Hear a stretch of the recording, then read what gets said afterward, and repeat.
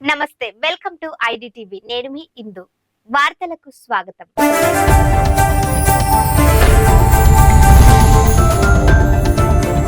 IDTV, మన ఉనికి మన వాణి. ఏపీలో రుషికొండ ప్యాలెస్ సంచలనం సృష్టిస్తోంది. సీఎం క్యాంప్ ఆఫీస్ కోసం వందల కోట్ల ప్రజాధనాన్ని జగన్ ప్రభుత్వం దుర్వినియోగం చేసిందన్న ఆరోపణలు వెల్లువెత్తుతున్నాయి. ప్రభుత్వం మారిన తర్వాత రుషికొండ వ్యవహారానికి సంబంధించి కీలక విషయాలు బహిర్గతమై రాజకీయాల్లో కాకరేపుతున్నాయి.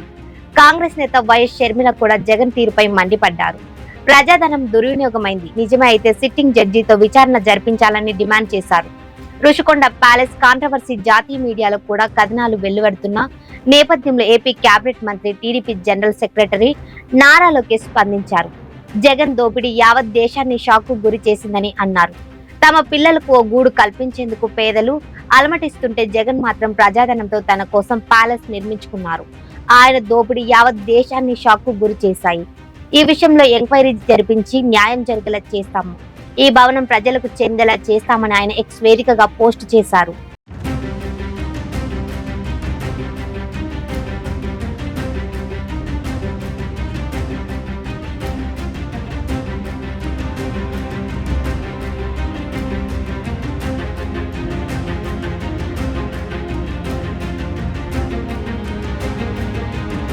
ఏపీ రాజకీయాలు రుషికొండ అంశం సంచలనంగా మారింది.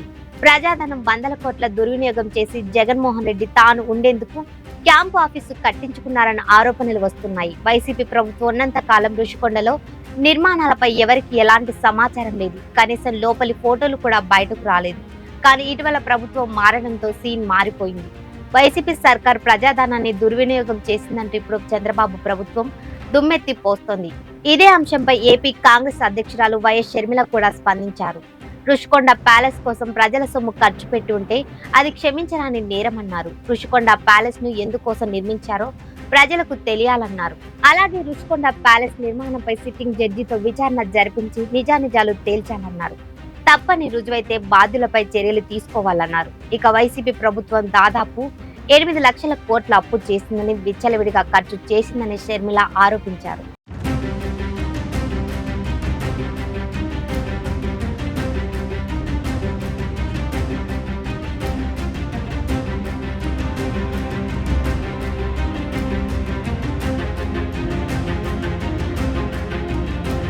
ఏపీ కొత్త డీజీపీగా ద్వారక తిరుమలరావు నియమితులయ్యారు. ప్రస్తుతం ఏపీఎస్ ఆర్టీసీఎండీ విధులు నిర్వహిస్తున్న ద్వారక తిరుమలరావును డీజీపీగా ప్రభుత్వం నియమించింది. ఈ మేరకు రాష్ట్ర ప్రధాన కార్యదర్శి వీరప్ కుమార్ ప్రసాద్ బుధవారం రాత్రి ఉత్తర్వులు జారీ చేశారు. ఈ నిర్ణయం తక్షణమే అమల్లోకి వస్తుందని తెలిపారు.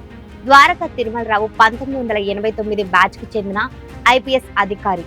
తిరుమలరావు 2021 జూన్ నెలలో ఏపీఎస్ ఆర్టీసీఎండీగా నియమితులయ్యారు. గత 3 ఏళ్లుగా ఆయన ఆర్టీసీ బాధ్యతలు నిర్వహిస్తున్నారు. అంతకుముందు రైల్వే శాఖలో డీజీపీగా ఉన్నారు.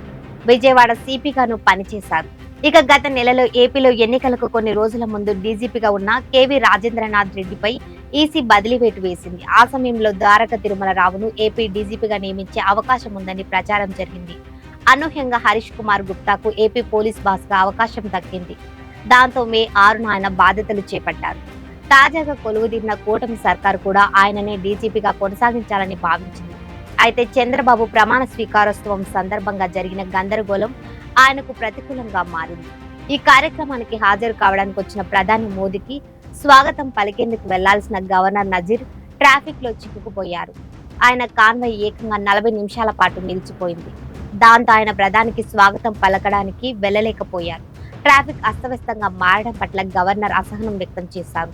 ఈ వ్యవహారంపై అటు ప్రధాని కూడా అసంతృప్తి వ్యక్తం చేశారు. అప్పుడే హరీష్ కుమార్ గుప్తాపై వేటు పడుతుందని అనుకున్నారు. తాజాగా ప్రభుత్వం అదే చేసింది.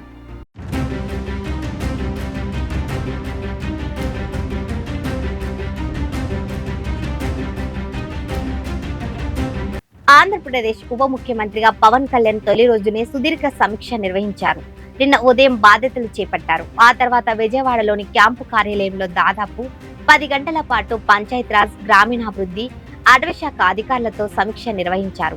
ఆయా శాఖల పనితీరు గురించి అడిగి తెలుసుకున్నారు. గ్రామాల్లో మౌలిక వసతులు, మంచినీటి కొరత రాకుండా చూడడంపై అధికారులకు దిశానిర్దేశం చేశారు.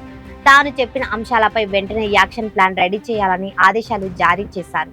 3 నెలల్లో ఈ సమస్యల పరిష్కారం జరగాలని టార్గెట్ ఫిక్స్ చేశారు. ఆ తర్వాత మరోసారి సమీక్ష నిర్వహిస్తామని చెప్పారు. ప్రజా సమస్యల పరిష్కారంపై నిర్లక్ష్యం వద్దన్నారు. ఆ తర్వాత జనసేనానితో ప్రభుత్వం ప్రధాన కార్యదర్శి నీరబ్ కుమార్ ప్రసాద్ సమావేశమయ్యారు. నిన్న ఉదయం మంత్రిగా బాధ్యతలు చేపట్టిన వెంటనే జాతీయ ఉపాధి హామీ పథకాన్ని వ్యవసాయానికి అనుసంధానం చేస్తూ పవన్ కళ్యాణ్ సంతకం చేశారు. గిరిజన గ్రామాల్లో పంచాయతీ భవనాల నిర్మాణం దసరాపై 2వ సంతకం చేశారు.